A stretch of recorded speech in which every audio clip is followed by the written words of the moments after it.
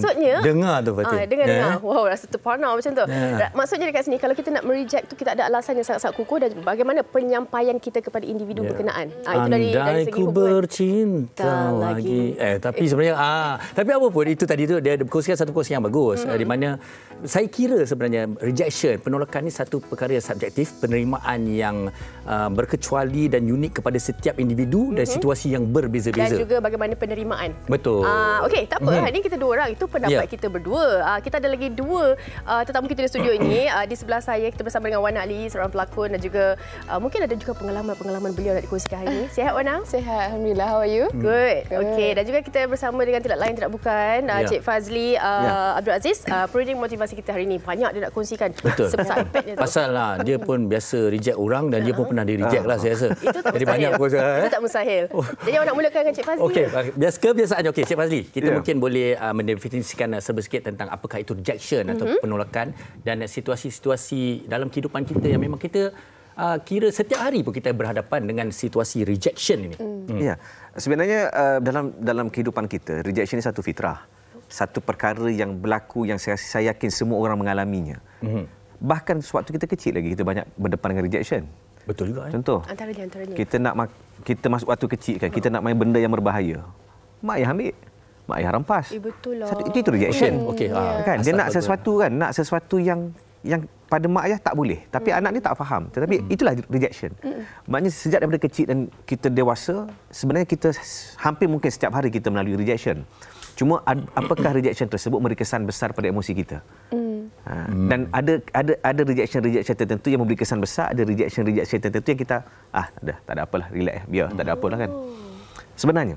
Jadi oleh sebab itu sebenarnya isunya bukan tentang rejection tetapi tentang bagaimana reaction kita terhadap rejection. Bagaimana kita berdepan dan menghadapi rejection. Saya bagi contoh macam ni sebab kalau kita bincang tentang rejection, dia sebenarnya berkait dengan satu benda yang paling penting. Apa dia? Harapan. Kenapa orang sakit bila kena reject? Kan? Kenapa sakit bila berdepan dengan rejection? Pertama sebab kerana kemungkinan harapan kita terlalu tinggi. Kita nak sesuatu tu. Kenapa kita nak sesuatu tu? Mungkin benda tu memberikan manfaat. Mungkin kalau dari segi hubungan kita rasa dia lelaki yang paling layak untuk terbaik kan. Maknanya paling lengkap. Tu angkat takbir duduk belakang kan. Kan maknanya dia yang terbaik. Jadi kita yakin kalau dia berada dengan kita, dia pilihan kita dan kalau kita dapat dia, kita akan dapat menikmati lebih banyak kebaikan lah. Okey. Jadi harapan tu tinggi. Jadi bila harapan tu tinggi, maknanya bila dia dikecewakan, ianya semakin sakit lah. Semakin tinggi harapan, semakin sakit jatuh. Hipotesisnya. Ya. Ibarat bola kaca kan. Kalau kita lambung semakin tinggi, semakin jatuh dia semakin berkecai dia. Berbanding kita lambung tapi tak tinggi sangat tapi bila jatuh okeylah guys, itu satu. Yang kedua, kenapa kita sakit? Sebab kita dah banyak effort yang kita buat. Bila kita nak pada sesuatu, kita nak pada seseorang, kita nak mohon jawatan tersebut, kita datang casting untuk contoh jadi host dan sebagainya kan. Kita dah persediaan tu banyak kita buat tu. Jadi effort tu sebenarnya berserta dengan harapan. Kalau tidak berharap, kita tak akan buat effort. Kita tak akan berusaha, kita tak akan menambah kerja kita untuk menambah baik diri kan supaya bila kita pergi mohon dan sebagainya kita dilihat sangat bersedia dan juga sesuai ataupun mampu untuk membawa kalau contoh hosting membawa watak tersebut kalau berlakon lah kan. Jadi maknanya dengan usaha. Jadi bila usaha melibatkan masa, tenaga, mungkin wang duit kan. Betul. Banyak sacrifice. Investment pelaburan tu. Pelaburan tu banyak. Jadi bila tak dia macam ni kalau kita sebut pasal investment.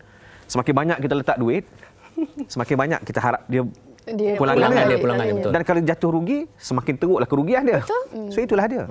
So sama juga. Jadi bila rejection berlaku dengan usaha dan masa dan juga harapan kita, maka itulah yang mengecewakan kita. Okey, minta maaf. Adakah kalau kita mengharapkan sesuatu tu, kita punya meletakkan expectation kita tu jangan terlalu tinggi? Dia sebenarnya tidak salah untuk meletakkan expectation itu tinggi. Tetapi kita juga kena bersedia dengan kemungkinan yang di luar kawalan kita. Dia macam inilah. Semakin tinggi pengharapan, semakin besar risiko kekecewaan. Ya. Dia ibaratnya lah kalau kita letak di puncak awan cita-cita kita, at least dia jatuh atas puncak gunung. Tetapi kalau kita letak di bawah, kalau jatuh, maksudnya ke dalam laut lah kan. Jadi maknanya harapan tinggi tidak ada masalah, tetapi kita kena bersedia dengan sebarang kemungkinan yang di luar kawalan kita. Okey, baik. Okey, kita nak tanya Wana lah. Kalau kita bercakap mengenai hubungan, reaction dalam hubungan, penolakan dalam hubungan, apa lagi antara lain yang mungkin ada pengalaman yang Wana nak kongsikan? Dalam relationship. Mungkin? Juga umum. Mungkin dalam kehidupan kita, kerjaya, career, kawan-kawan. Okay, I'm very lucky sebab kawan-kawan saya, kalau saya kata macam saya tak ada masa untuk nak keluar dengan diorang, macam mana cara penyampaian saya tu sebenarnya? Jangan macam, you have to be macam diplomatic, understanding, cara you sampaikan tu macam, babe, tak apa, I'll make time for you next time. Macam tu. So you can't like, babe, I tak ada masa lah, you ni asyik free je. Those kind of thing. Itu pun tak. Negative rejection lah, secara negatif kita reject dia kan. So I rasa macam benda tu you have to make it positively. Dari segi kerjaya pula, banyak kali I pergi casting, I'm sure you know. Banyak kali pergi casting for, dulu Wana selalu start dengan advertisement, so I usually go for casting. And macam for me, macam it's okay if I get rejected because there are better things for me in the future. So that's what I think about myself. Like, if I'm rejected now, ada rezeki yang lain I will get. Okay. And at the end of the day, I akan fikir balik, oh nasib baiklah I tak buat job tu. Nasib baik I tak dapat sebab I dapat yang ni, and this is much better for me. Yeah, so that's how I deal with rejection in a positive way. Okay, itu kalau lah mungkin soalan. kita yang di-reject, tapi kalau you yang mereject sesuatu situasi atau individu tu, bagaimana? Okay, dalam relationship. Biasalah, cantik, lawa kan. Ramailah bagi DM, bagi surat ke apa. Macam mana? Peminat pun ramai. Tak pernah. Tengok gaya macam banyak pengalaman mereject orang kan. Cik Fazli Dia tambah. Tapi terkawal lah. Macam mana mengawal tu? Yelah, betul. So, I think recently I cakap dengan this seseorang lelaki ini. Dia baik, and I think dia smart, dia intelligent, tapi macam saya sendiri tak ready untuk ada dalam situasi untuk berada dalam a relationship.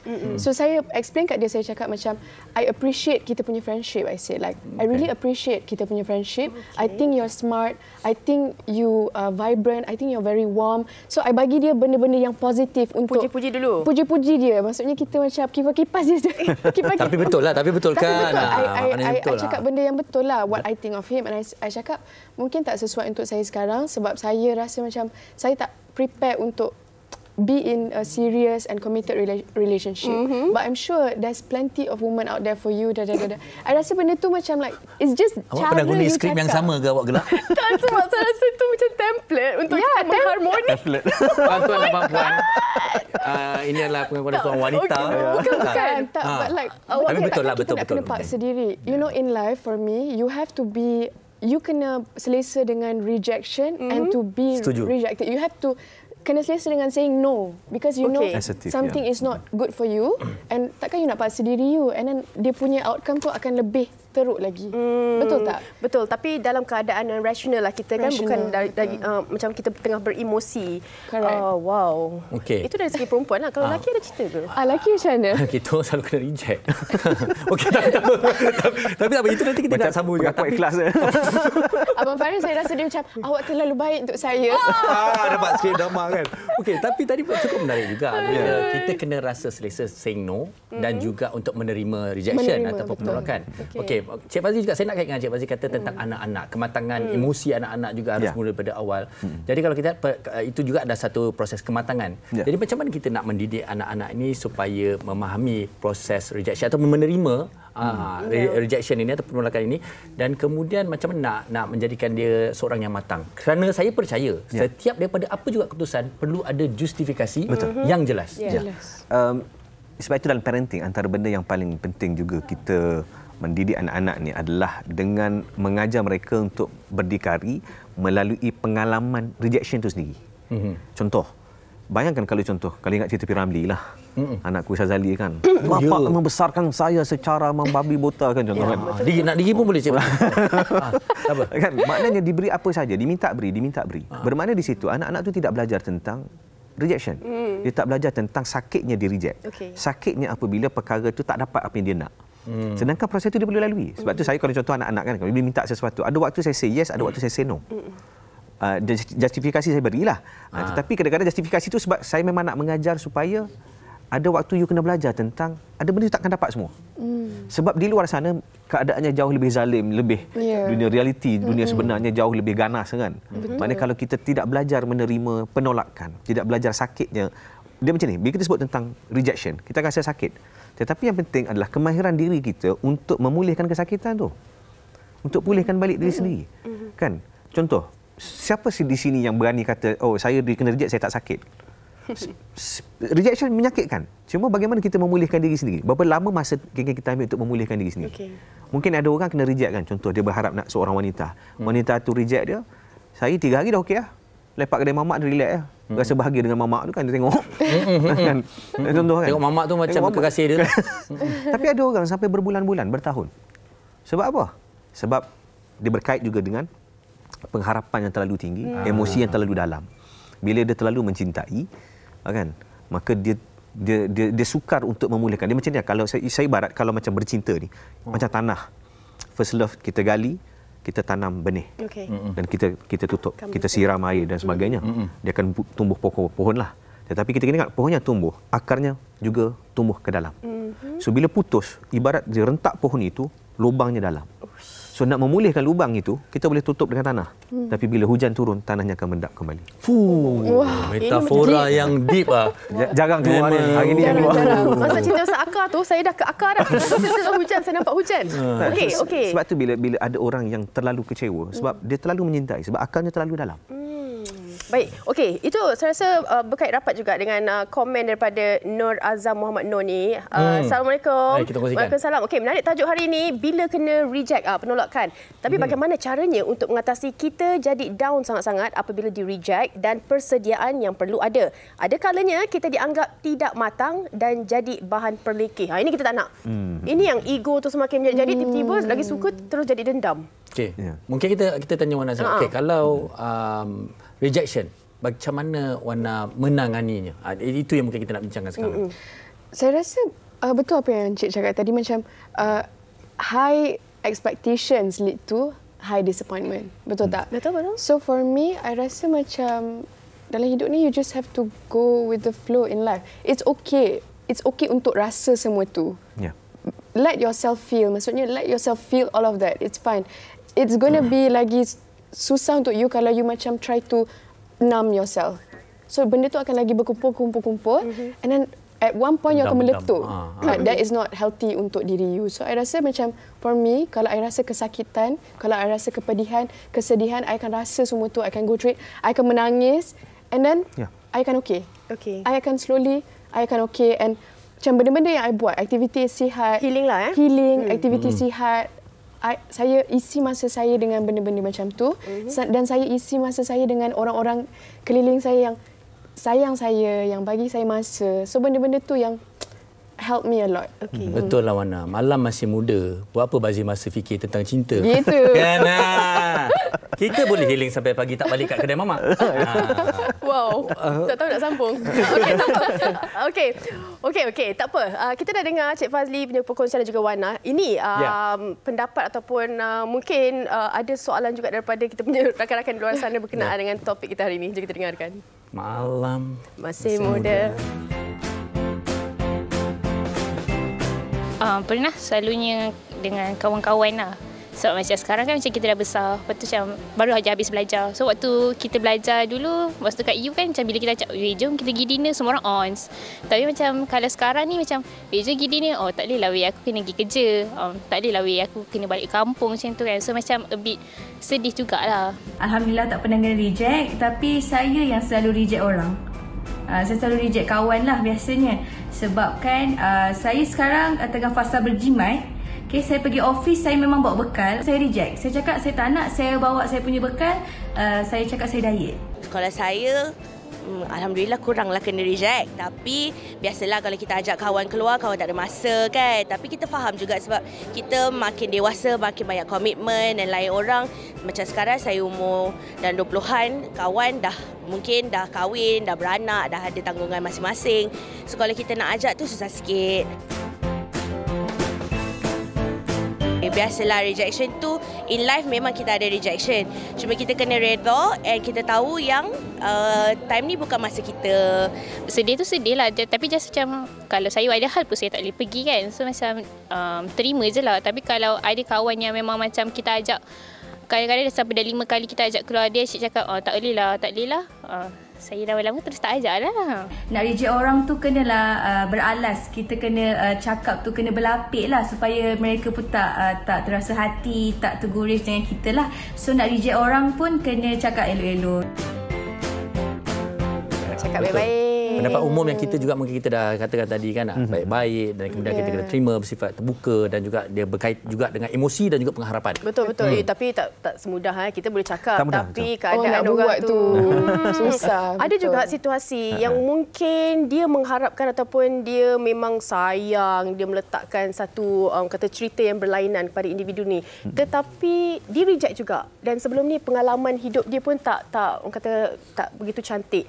Jadi sakit dia tu lagi, orang kata impak dia tu lagi teruk, sehingga kan dia memberi kesan hidup sepanjang ni. Dia dah tak percaya orang, dia dah malas dah nak fikir pasal cinta. Mungkin kita berkait juga dengan zaman sekarang. It's not about dia bukannya mengenai mental health sahajalah kan. Tetapi kadang-kadang ada sampai putus cinta, mencederakan teman wanita. Mungkin sampai yang lebih ekstrim menjadi jenayah dan sebagainya. Macam mana ni? Sebab itu memang antara kerisauan saya bila membabitkan hubungan cinta ni adalah lelaki.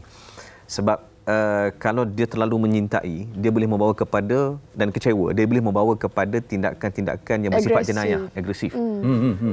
Jarang kita dengar teman wanita bunuh lelaki kan, tapi biasa kita dengar lelaki bunuh wanita lah kan. Sebab apa? Dia ada fizikal, kekuatan dan sebagainya. Itu satulah. Dan yang kedua, bila kita bincang tentang soal ini kan, sebab saya nampak memang harapan ni terlalu tinggi. Tapi punca harapan tinggi itu kenapa? Kita kena pergi kepada spesifik isu. Contoh, kalau sewaktu dalam dia dibesarkan, mungkin mak ayah dia berpisah dan dia membesar dalam keadaan tidak ada kasih sayang seorang ayah.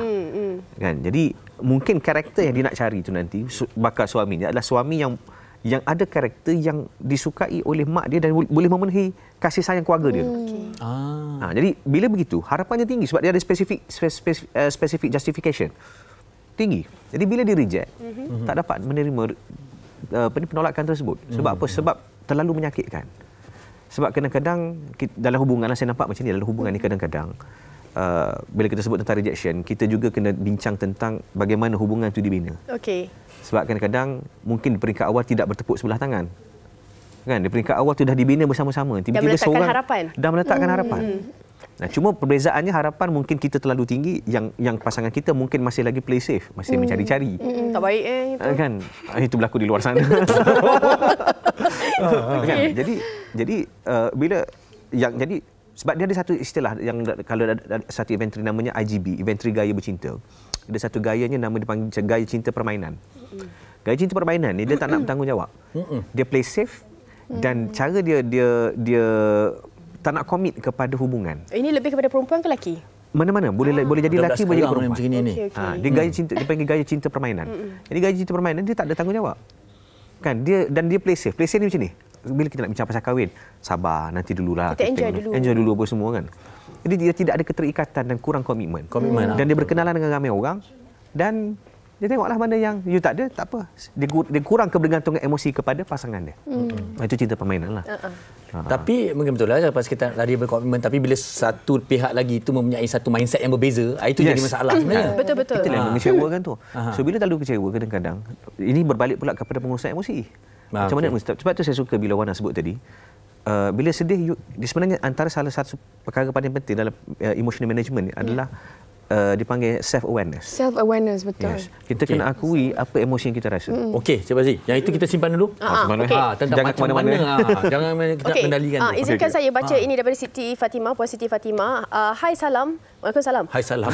Betul. Macam mana pula bila kita dah tolak cara baik, macam Wana cakap tadi, kita secara harmoninya dah explain dari A to Z, tapi orang macam tak faham-faham.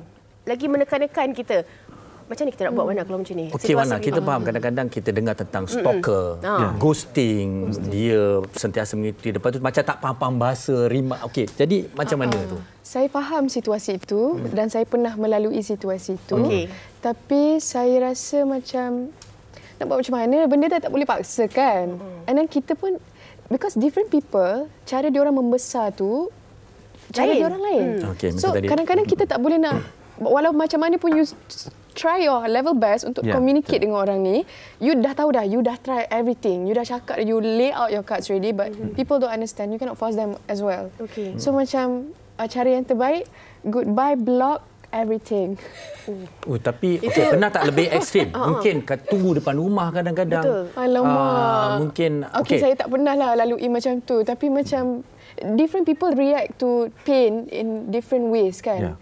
Dan you tak boleh nak control pun apa orang buat. I rasa macam cara yang terbaik adalah cara you cakap, sampaikan tu. Mungkin cara penyampaian dia tu tak positif lah kot. Mungkin dia kalau tak slowly. Gentleman, Dia kena macam slowly let it go. Mungkin like you cakap dengan dia, tapi you macam you boleh tahu yang dia macam mungkin he's taking this like very hard. So maybe you slowly like, okay, kita kawan. I boleh lepak dengan you. I boleh cakap dengan you. Dia cakap janji kawan, jangan tinggalkan saya Lepas tu hilang. Lepas tu ghost. Tapi pernah rasa terancam tak sampai setakat ni? Macam terancam, maksudnya macam, alamak, dia ni dah betul-betul psycho ni. Itu antara yang kita risaukan sebenarnya.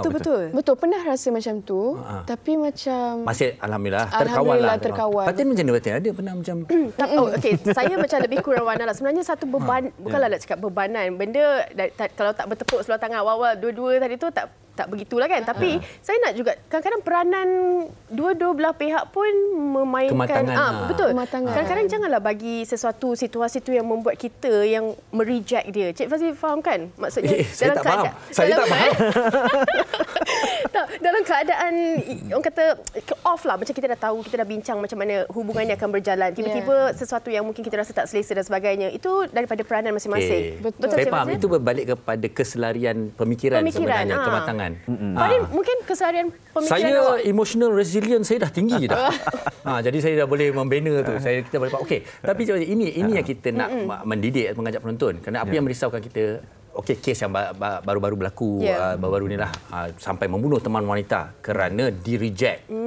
Kemudian ada pula, kita perluaskan lagi, mak ayah ni membanding-banding keputusan anak dan sebagainya, pergi disantaunya pula keluarga yang satu lagi dan sebagainya. Perkara-perkara macam ni, dia tak ada kematangan, dia tak ada menerima takdir, dan kemudian macam mana kita nak mengawal supaya diri kita dan orang lain untuk tidak sampai ke tahap itu dalam penerimaan takdir ataupun rejection ni. Bila kita di-reject, kenapa kita kecewa? Sebab dia berkait dengan harapan. Harapan kita tinggi. Baik. Dan harapan kita tinggi ini berkait dengan kita rasa itulah yang terbaik untuk kita, sebab itu kita mengharapkan itulah kejadiannya. Sedangkan keadaan yang berlaku, kebaikan terhadap sesuatu situasi ini kadang-kadang dia tidak akan dapat kita nilai melalui pandangan kita semata-mata. Saya bagi contoh. Bila kita dah buat baik tapi kita tetap di-reject. Kemungkinan ada orang merasakan bahawa bila kita di-reject adalah disebabkan kelemahan kita. Kadang-kadang mungkin kita tak cukup bagus. Mungkin kita ni tak handsome, kita ni gemuk contohlah. Kan? Bukan nama sebenar. Tapi sebenarnya ada kadang-kadang rejection itu berlaku bukan disebabkan kita. Tapi macam contoh Wana sendiri. Sebab Wana ada satu side yang Wana kata tak boleh, tak selesa. Saya tak ready. Dalam rumah tangga kadang-kadang isu kesesuaian. Saya jumpa banyak kes penceraian yang pasangan suami baik, isteri baik. Bukan tak baik, dua-dua sangat baik. Tapi cerai. Kenapa? Kesesuaian. Kesefahaman. Kan? Dia bukan soal seorang baik, seorang jahat. Tidak. Jadi di situ penting untuk kita melihat sisi baik. Saya kata, istilah yang saya gunakan hikmah thinking. Hikmah thinking ni adalah mencari kebaikan. Kita kena pilih apa kebaikan bila aku tak jadi dengan dia. Apa kebaikan kalau contoh aku tak kahwin dengan dia. Kan? Apa keburukan yang ada pada sekarang? Bila kita sebut keburukan ni bukannya bermakna kita nak buat dia jadi jahat, tak. Tapi sepanjang kita kenal dia sebenarnya ada keburukan. Ada kekurangan dia yang menyebabkan, tapi biasanya orang ni bila dah emosi tinggi, dia abaikan keburukan tersebut. Tapi bila berpisah baru nampak balik betul. So benda ni kena bercakap. Kita kena ada seorang teman yang selalu kita bercakap untuk mengurus emosi tadi. Betul lah. Aku rasa kan kalau aku duduk dengan dia mesti aku jadi tak boleh nak kawal diri sebab dia akan kontrol aku everything. Sebab sekarang pun cemburu dah tinggi. Contoh. Kan? Jadi itulah hikmah thinking. Kita kena tengok apa kelebihan-kelebihan bila kita tak bersama. Dan kadang-kadang kelebihan ni kita tak nampak sekarang. Yalah. Kadang-kadang mungkin 5 tahun kemudian, mungkin 3 tahun kemudian. Sebab tu sepanjang 3 tahun kemudian sebelum jumpa hikmah tu, dia kena positif dulu. Dalam bahasa mudah, positif dengan Tuhan. Kita dah buat yang terbaik dah. Tapi paling tidak Macam mana kan keadaan itu tetap berlaku. Tapi kan saya perasan bila berhadapan dengan rejection ni, dia akan memberi berbagai reaksi berbeza tau. Dia satu yang pertama negatif ialah buruk sangat ke aku? Teruk sangat ke? Pada aku dah smart, intelligent. Kenapa aku kena reject? Kan? Contoh-contoh. Lepas tu, yang orang yang tidak ada fikiran iman dan positif, dia akan terus down sampai bila-bila. Dia merasa itulah diri dia. Sebab tu dia perlu diuruskan benda tu. Sebab sekarang ni, bila dia macam ni, kekecewaan, kemarahan tadi, dia akan jadi sangat berbahaya bila dia duduk seorang. Bila dia duduk seorang, dia duduk diam, dia sunyi, itulah yang akan mengganggu overthinking yang akan terus berlaku. Bahkan dia akan ada syaitan yang akan membesarkan lagi emosi tersebut. Akan menyebabkan marah kan. Dah contoh bayangkan dah 13 tahun bercinta. Tiba-tiba dikecewakan. Lama tu. Lama. Berapa banyak kalau kita cakap pasal investment, berapa banyak investment yang dah diberikan. Masa beli kereta dah habis bayar loan dah tu. Kan 13 tahun. Betul tak? Betul setuju. Tapi itulah hakikatnya kan, macam untuk kita mempelajari secara harmoninya, untuk kita bukan menguruskan emosi orang lain, emosi kita. Tapi kan kalau kita bercakap mengenai ini juga, kadang-kadang kawan ataupun peranan kawan-kawan tu memain peranan juga. Kadang-kadang kawan dah kena reject. Itulah tak nak dengar cakap, tu dah cakap dah jangan dengan ini. Dia jadi lebih tekanan. Jadi itu yang mungkin punca dia ambil pendekatan untuk seorang-seorang. Okey, dan mungkin Wana juga nak kongsikan dalam situasi ini kan, bagaimana untuk kita melihat anak-anak muda sekarang ni, memang kalau buat sesuatu bukanlah tak fikir, tapi mungkin belum sampai tahap matang tu. Bagaimana untuk mereka mengambil pendekatan dalam hubungan, khususnya dalam kehidupan, nak pergi apply kerja dan sebagainya, untuk mereka tahu kadang-kadang penolakan tu penting. Mungkin tak ada sekarang ni, ada lebih bagus untuk awak in future. Dan penolakan menjadikan satu titik tolak untuk muhasabah. To re-evaluate. Reflect menilai diri kita kembali. Betul. Okey, bagi Wana, secara everything, semua benda yang you have to learn by experience. Takkan ada siapa akan bagi tahu you yang macam, okey, nanti sayang, you akan ini, you akan rasa macam ni tau. Tapi you kena, nobody akan bagi tahu benda you. Even your parents pun takkan bagi tahu benda tu. Semua benda you have to go through it yourself. And then for me, I like to macam listen. I suka baca buku psychology. Okay. So I know how I lagi self-aware dengan diri I, dan I tahu macam mana nak redirect emotions tersebut. Bagusnya. Ya, jadi macam I suka dengar juga macam on YouTube kadang-kadang I pakai lotion kat rumah tu. I dengarlah benda-benda yang positif. Dia cerita tu. No, for real. Itu adalah ritual saya. Betul, ritual saya masa saya tengah healing tu, itu apa yang saya buat. Dan saya akan search benda-benda yang positif, saya akan baca benda-benda yang akan membantu saya, akan growkan saya. Sometimes rejection is redirection. Saya tak tahu macam mana nak cakap. Itu cantik. Dalam betul. bahasa Melayu, penolakan itu adalah pengolahan. Thank you, doktor. Penolakan adalah penghaluan semula. Yes, penghaluan semula untuk membuka minda, untuk membuka haluan yang baru. A lot of things. Betul. But saya rasa main point kat sini is how you make yourself be positifkan benda tu. In anything you go through in life. How do you positifkan everything? Sebab tu sebenarnya reaksi kita itu adalah yang paling penting berhadapan dengan situasi. Tanya saya kan, siapa orang paling banyak kena reject? Okey. Agak-agak siapa? Salesperson? Salesman. Salesman. Nak jual 100 batang pen, kalau ikut hukum Pareto, kalau nak jual kalau nak jual 20 batang pen, dia kena jumpa 100 orang dan 80 lah rejection. Maknanya rejection lagi banyak daripada acceptance ataupun kejayaan kan. So sebenarnya itulah dia, orang yang sentiasa berdepan dengan rejection, dia akan membina ketahanan imunisasi sebenarnya. Apabila dia boleh setiap kali dia reject, terima dan baiki. Sebab ada 3 jenis manusia. Ada orang bila rejection, to down to stop. Betul. Satu. Yang kedua, ada orang bila berlaku rejection, dia terus down, dia bangkit balik dan dia buat benda yang sama. Okey. Ada orang yang ketiga, bila dia rejection, dia down, dia bangkit, dia tengok cara. Apa cara yang boleh diubah ataupun dia bertambah baik. Saya nombor 3. Orang yang lebih baik. Kita kena jadi yang nombor 3. Nombor 3. Saya nombor 3. Ramai orang yang buat nombor 2. Dia kata walaupun dia down, dia bangkit balik, tetapi dia buat benda yang sama. Maka apakah akan berlaku hasil yang berbeza dengan cara yang sama? Salah percaturan sebenarnya. Okey, baik. Mungkin Wana, di hujung ni pesanan kepada kita di luar sana lah. It's okay. Macam mana kita untuk terus pada saya sebenarnya rejection ni tentang keterbukaan kita menerima fitrah kehidupan ini sebenarnya. Wana. Saya rasa last word ni kita patut bagi kat Cik. Soal satu. Okey, mana dulu? Ladies first. Okey, repeat balik soalan tu. Okey. Macam mana kita, macam Wana ni saya nampak Wana dah sangat matang dan bersifat terbuka dalam menerima penolakan ataupun memberi justifikasi dalam menolak sesuatu. Okey, so bagaimana kita nak mengajak mereka di luar sana ni untuk mempunyai satu yang positif dalam menjalani kehidupan kita ni? Okey.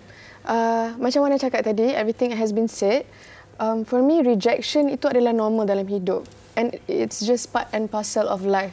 You akan go through rejection and then you akan reject juga dalam everything in every aspect dalam hidup you.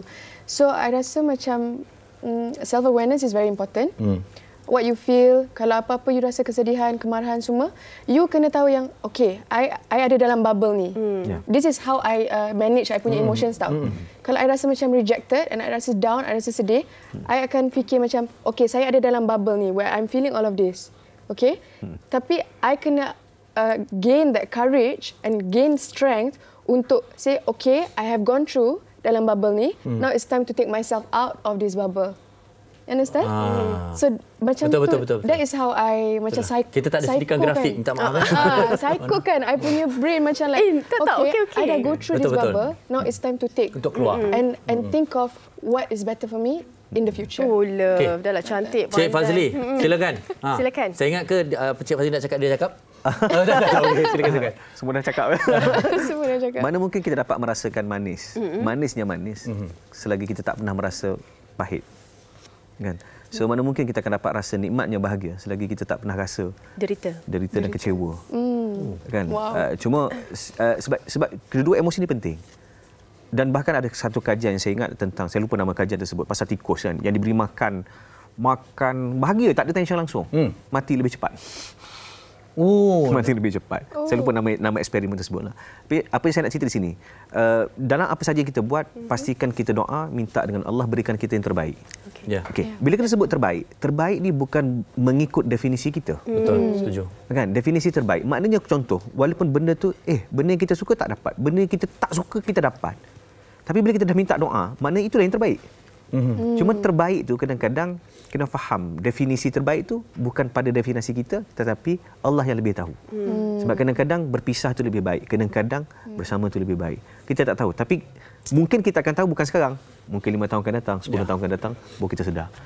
Sebab itu dalam apa jua, dalam hubungan, dalam apa jua, saya rasa antara pengurusan emosi yang terbaik ni, salah satu caranya selain daripada apa yang Wana sebut, adalah memang kita berdoa dalam solat, mengadu dengan Allah bahawa apa yang kita rasa, luahan perasaan pada Tuhan. Percaya pada qada dan qadar, dan tak ada itu. Saya senang aja. Kalau orang reject saya, kita jangan buat benda yang ekstrim dan sebagainya. Pergi je kat muka dia, macamlah kau bagus. Awak dah ada sifat dendam kat situ. Tak ada.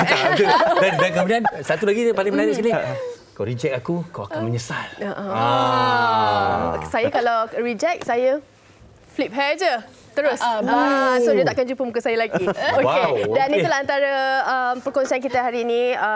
Saya rasa dia bukanlah untuk semua reject dalam perhubungan, tapi dalam kehidupan pun saya rasa apa yang dikongsikan oleh tetamu kita ni membuka mata kita, jadi kita macam lebih kuat sikit lah. Betul, satu keterbukaan untuk kita semua di luar sana. Kerana inilah yang kita akan hadapi setiap hari dalam kehidupan kita, membina kematangan dan ketahanan diri kita. Sekali lagi ucapkan terima kasih pada Wana dan Wana bersama kita dalam gelak kita, santai-santai kita. Tapi saya percaya ramai yang kita tersentuh dan memahami dalam melayari bahtera kehidupan ni. Inilah yang perlu kita hadapi dan ada sebenarnya. Tak apa, kena reject tak apa. Kita jadi kuat lepas tu. InsyaAllah kita akan jadi lebih baik. Kita cuba lagi untuk cari orang yang sebaik-baiknya untuk kita, insyaAllah. Jadi kalau tak tengok wanita hari ini, jangan menyesal. Jadi kita berehat seketika, jangan ke mana-mana. Terima kasih. Thank you.